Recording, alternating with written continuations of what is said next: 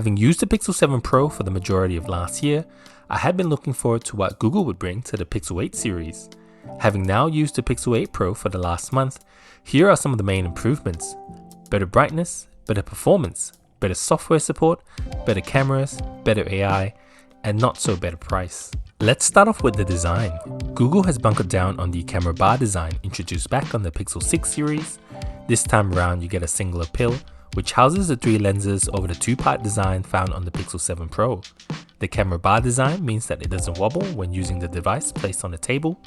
The edges are rounded off this year, making the phone easier to hold. The Pixel 8 Pro now has a matte back finish with a polished aluminium frame, which is personally my favorite improvement in design over the glossy finish on last year's Pixel 7 Pro. It also means that it hides those smudges and fingerprints well. You'll get Gorilla Glass Victus 2 this time around over the Victus 1 on the Pixel 7 Pro, and you'll get the same IP68 rating for water and dust resistant. What is an odd addition this year is that Google has decided to add a temperature sensor exclusive to the 8 Pro. Essentially, you can point the rear of the device at an object and it will read out the temperature.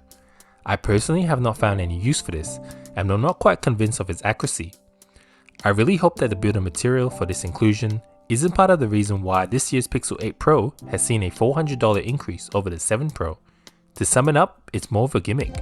One new feature that is welcoming is that Face Unlock has now been upgraded to Class 3 biometrics. This was last available on the Pixel 4 devices with Soli, meaning you can not only use the front camera to unlock your device, but also to sign into banking apps. And of course, you still get the same optical fingerprint sensor, which works in most scenarios except when it's in darker or dimmer lighting conditions.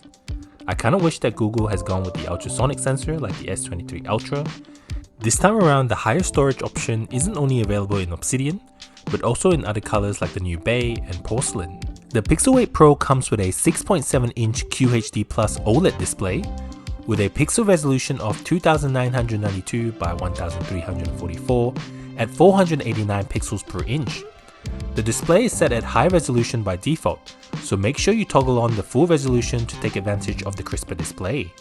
This time around you get a flat panel display over the curved displays found on the previous Pixel Pro devices, which is a welcoming change as I personally have grown to enjoy the viewing experience on a flat panel display. Applying a glass screen protector is also easier, and Google has decided to reduce the size of the chin with an even symmetrical bezel all the way around, giving it a more premium look. The biggest improvement this year is that the Pixel 8 Pro has a peak brightness of 2400 nits, which is up from the 1500 nits found on the Pixel 7 Pro. This makes the Pixel 8 Pro one of the brightest screens in the market, which means you will have no issues viewing content in any outdoor scenarios. Google is calling the display on the 8 Pro a super actual display, because what is a display without a name, right? Like previous Pixel devices, the screen has a vivid and high contrast display with a smooth 120Hz LTPO panel. This time around, the panel is able to toggle down all the way to 1Hz over the 10Hz on the Pixel 7 Pro, which helps to improve battery performance. Speaking of battery, this time around you get a slight bump up in battery capacity at 5050 mAh. Wired charging speed also gets an appreciated upgrade to 30W charging, but it is still relatively slow compared to Samsung's 45W charging on the S23 series or the 100W charging on the OnePlus 11. On a side note, this means that you will still be able to use the official Google charging brick, which peaks out at 30W charging. This means it will take around 1.5 hours to charge from 0 to 100%. Wireless charging remains the same as last year's with 23W charging on the Pixel Stand Gen 2. Otherwise, you'll be stuck with 12W charging if you use any third-party wireless charging pad. You also get the same reverse wireless charging option to charge up those wireless earbuds. Battery life has been excellent for me personally, which is likely to be the result of Google's excellent software optimization alongside the new Google Tensor Gen 3 chip. I've been averaging around 6 hours of screen on time every day, and it will certainly get you through a full day of use without any battery anxiety.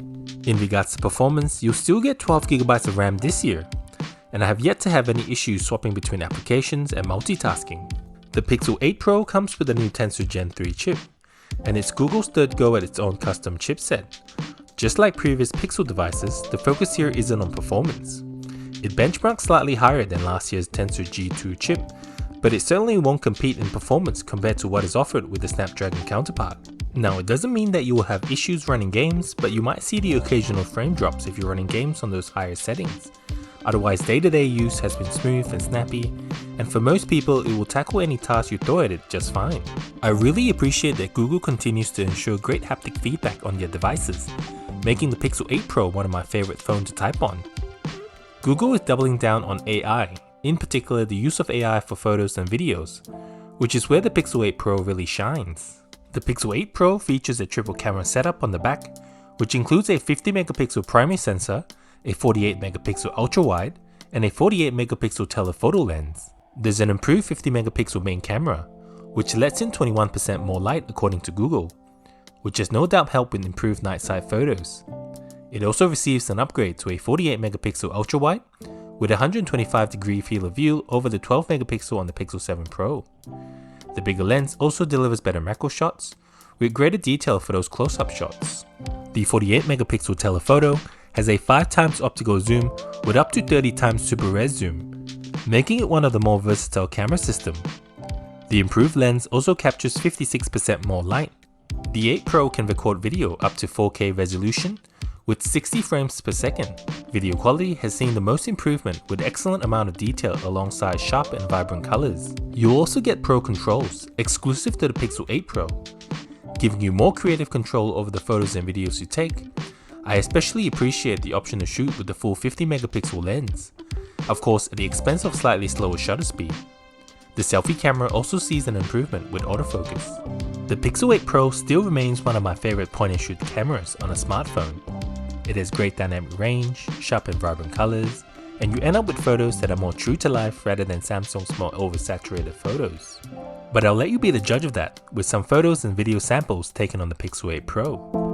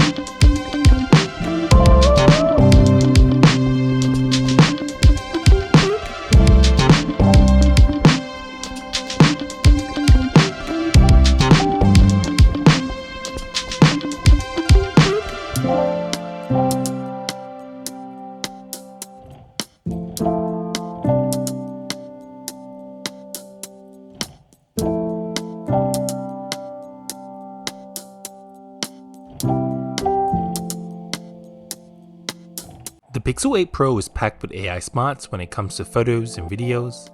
We have seen this in previous years with Magic Eraser and Photo on Blur, but this year you get some new tools to play with, including the new Magic Editor, Best Take, and Audio Magic Eraser. Let's start off with Magic Editor. With only just a few taps and selections, you can choose to resize, remove, and reposition pretty much anything you like on your photos to differing results. Now it does a pretty good job in most cases, and you won't likely notice some slight inconsistencies unless you zoomed in. You can also adjust your background of your images with a number of presets, allowing you to change the style of your photos completely. This feature, however, requires images to be backed out to cloud with the device connected to network as it uses Google's generative AI.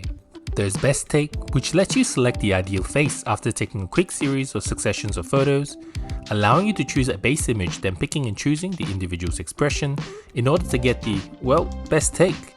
Kinda like a Frankenstein version of merging the best features of each individual's into one photo.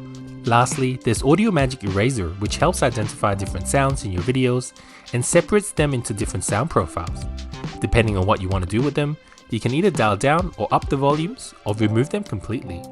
It does a good job in most scenarios, but mostly in cases where you have distinct differences in sound profiles. Here's a quick audio sample on a busy street in Melbourne. Depending on what you want to do, you can either dial down or dial up the volume or remove them completely, and it works surprisingly well. Depending on what you want to do, You can either dial down or dial up the volume or remove them completely, and it works surprisingly well. Unfortunately, other features such as zoom enhance and video boost with night sight won't be available until sometime in December. But do stay tuned and subscribe to the channel, as I'll be sure to test these features out once it's made available. The Pixel phones have always been known for its excellent software. The 8 Pro ships with Google's excellent UI with Android 14 and Material U, which has brought a breath of fresh air with extra customization option. You also get that generative AI experience with custom AI wallpapers, with a selection of themes and presets selected in order to generate the wallpaper. This may be something you play around with at the get-go, but it quickly lost my attention. With the new Tensor Gen 3 chip, the 8 Pro gets better speech-to-text recognition for messaging and transcribing. Another excellent addition is the option for Google to provide a quick summary of a web page and even have the web page read out to you like an audiobook. Other features introduced in previous Pixel devices such as call screening, Hold for Me, and quick tap gestures are all quality of life features that I have found personally to be extremely useful in day-to-day use. Overall, the Pixel 8 Pro truly feels like a flagship phone, with excellent software paired with a great camera system. Speaking of software, Google is committed to 7 years of software updates, security updates, and feature drops on the Pixel 8 series, which brings support to these devices until 2030. Unfortunately, the Pixel 8 Pro sees a $400 increase from last year's Pixel 7 Pro here in Australia, at $1,699 for the base model with 128 gigs of storage, making the disparity of price between the Pixel 8 Pro and the 8 even more apparent. As a result, for most people, the Pixel 8 might be the more palatable option, providing the same excellent software experience and features as a Pro model at a lower price point. You just have to live without the versatility of its camera system, with a lack of a telephoto lens and pro camera software features. In addition to the smaller real estate and slightly lower peak brightness on the Pixel 8, you also won't get the temperature sensor, which to me won't be missed at all. Thank you for supporting the channel and watching the video. And if you liked the video, hit that thumbs up button, as it will help the channel out heaps. Make sure you're subscribed to stay tuned for my review of the Pixel 8.